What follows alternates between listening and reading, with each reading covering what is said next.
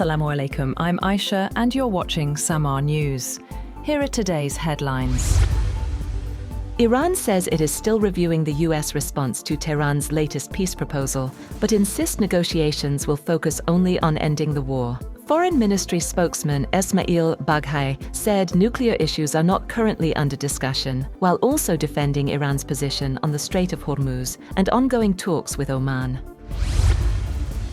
Iran has said that it forced a US warship to turn back from entering the Strait of Hormuz, but a US official denies a report that it was struck by Iranian missiles. Iran's Navy said it had prevented American Zionist warships entering the Strait of Hormuz area by issuing a swift and decisive warning. Iran's semi-official Fars news agency said 2 missiles had hit the warship near the port of Jask at the southern entrance to the strait, where Iran's Navy has a base. But a senior US official immediately denied the report. However, the US Central Command said in a post on X that no US Navy ships had been struck.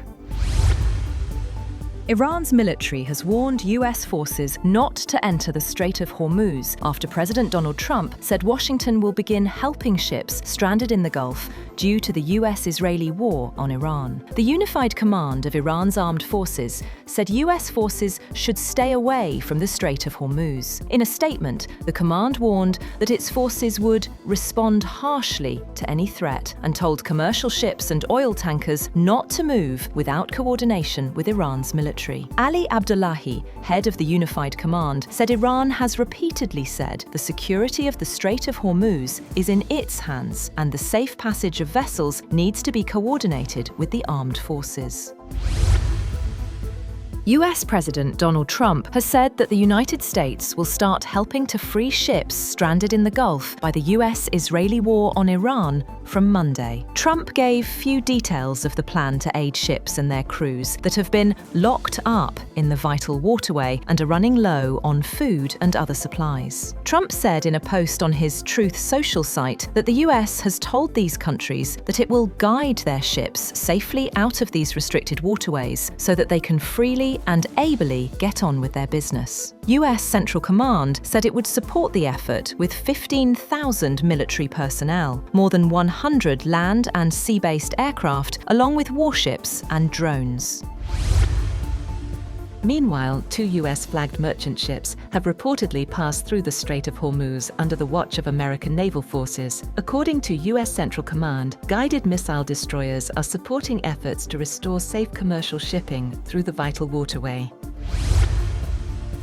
Pakistan has confirmed that it has received 22 crew members of a seized Iranian container ship from the United States as part of a confidence-building measure. The US transferred 22 crew members of the seized Iranian container ship MV Tuska to Pakistan for repatriation to Iran. According to the Foreign Office spokesperson, the individuals arrived in Pakistan last night and will be handed over to Iranian authorities today. It described the move as positive at a time of heightened tensions between Washington and Tehran. The Foreign Office said the Iranian ship will also be brought back to Pakistani territorial waters after necessary repairs and handed over to its original owners.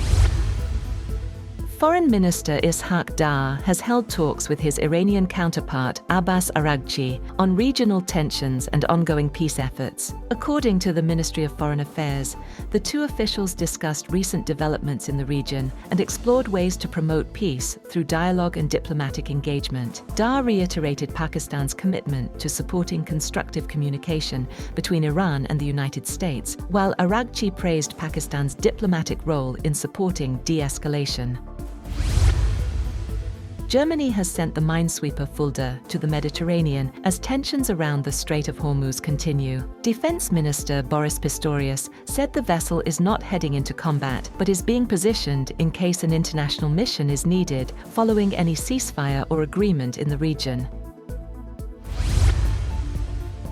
The United Arab Emirates has left the Organisation of Arab Petroleum Exporting Countries, an alliance that does not set production policies for its members. A statement from the intergovernmental organisation follows UAE's surprise announcement on April 28th of its departure from the OPEC and OPEC Plus producer groups to prioritise boosting its own output.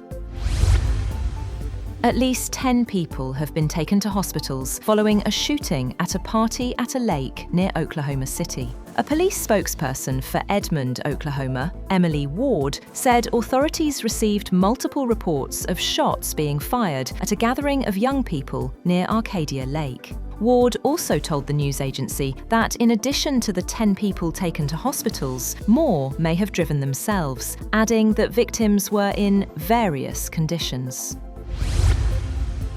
Oil prices have risen over 3% after Iran claimed it had struck a US warship and forced it to turn back from entering the Strait of Hormuz, though the US denied that any US ships had been struck. Brent crude futures were up $3.64 or 3.4% at $111.81 a barrel, having settled down $2.23 on Friday. US West Texas Intermediate was up $3.40 or 3.3% at $105.34 a barrel, after a $3.13 loss on Friday. Prices were already trading up in the session on continued disruptions to oil supplies through the strait. That's all for now. For more updates, visit www.samar.tv. Thank you for watching Samar News.